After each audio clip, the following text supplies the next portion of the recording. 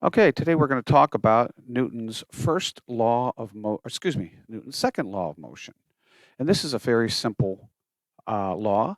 Even though Newton had three laws of motion, they all overlap with one another and they all coincide with one another. So this law is very simple. It's the force of an object is equal to its mass times acceleration of that object. And so when we look at this, we know that force is a vector quantity. It has both magnitude and directions. So in the metric system, we use newtons for force. And then newtons are abbreviated capital N. For mass, we use kilograms. And we use kg. And then finally, acceleration, whoops, I'll put equals. For acceleration, we use meters per seconds squared. So this is a fairly easy law to understand, but it takes a little bit of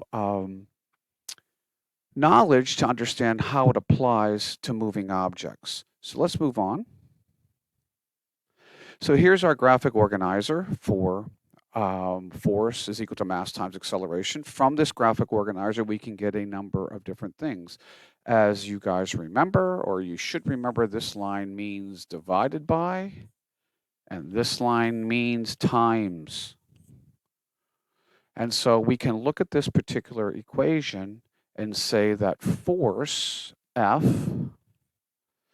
is equal to mass times acceleration. That's easy. Mass times acceleration. Okay. Let's erase that now. Over here. Go back over here because we're going to make this a little clearer. Okay, now let's go to the next equation because you can get three equations from this. The next equation is that the mass of the object is equal to F over A. So the mass of the object is equal to the force over the acceleration. So M is equal to F over A. And then finally, acceleration is equal to A is equal to F over M. And what we see here is that acceleration and mass are indirectly proportional. Okay, and what that basically means is this, that if we increase the mass of an object, we decrease its acceleration, providing that the force stays the same. And that would make sense because the larger the object, it's going to take a lot more force to accelerate it. And likewise, if the mass of the object decreases, then the acceleration of that object would increase. So again, this would have to do more with a large object, and this would have to do with a small object. Now, when we say large and small, we're talking about the mass of the object in terms of kilograms. And so what we need to understand, or what's going on here, is that the mass is indirectly proportional to 1 over A. And then we can say A is indirectly proportional to 1 over M.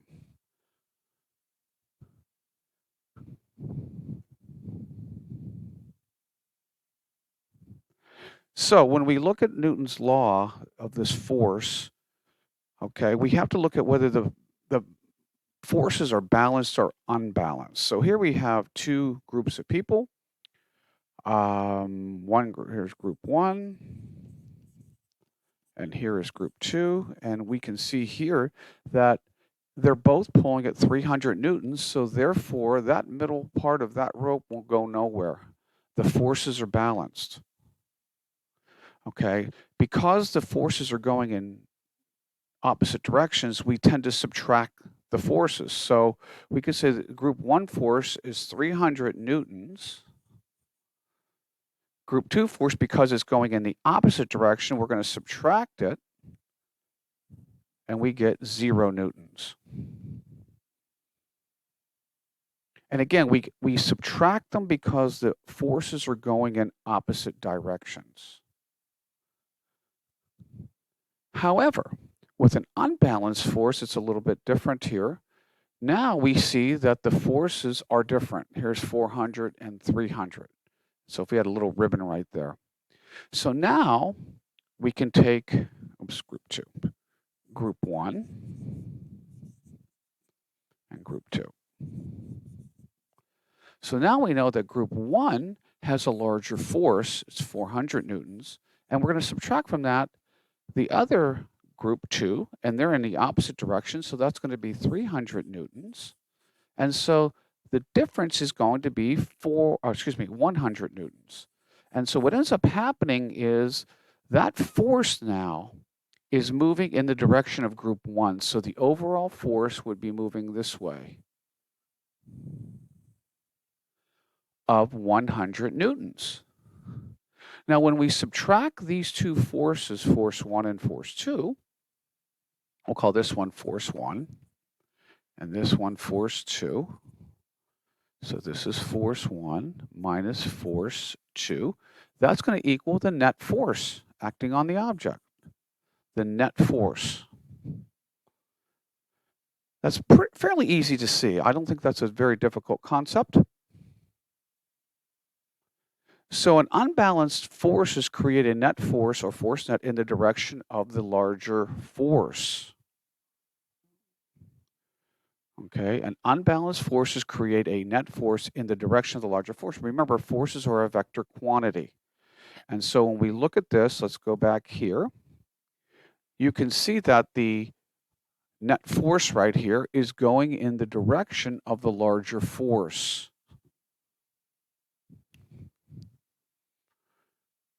So we see it going in this direction right here, moving in that direction, because these three people in group 1 are exhibiting a force of 400 newtons to the left. These three people in group 2 are exhibiting a force of 300 newtons to the right. And so that net force is what Newton was talking about with this particular law. He wasn't really discussing his first law, although this does apply to his first law.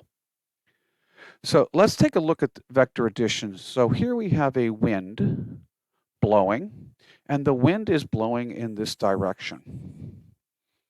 And so we use a vector to designate that. Okay, you had this in your vocabulary list. And let's say that the wind is blowing with a force of 2 newtons. And a person kicks a ball, a soccer ball, in that same direction. Okay. And let's say they kick it with a force of 100 newtons.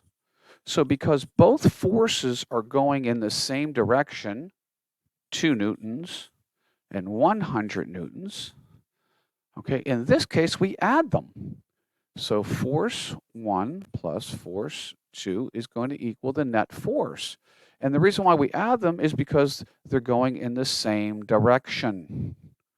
So 2 plus 100 equals 102 newtons. And again, that would be the net force. And that makes a whole lot of sense because the wind is pushing the ball with a greater force because the wind is behind it. Now, what happens if the wind is blowing against it? Again, so we'll call this one force 1,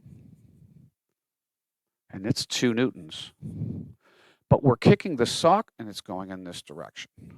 Now we're kicking the soccer ball in this direction with a force, which we'll call force 2, of 100 newtons.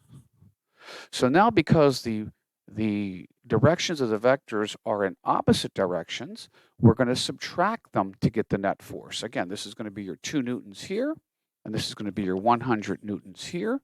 And so in this case, it's going to be force 2 minus force 1 is equal to the net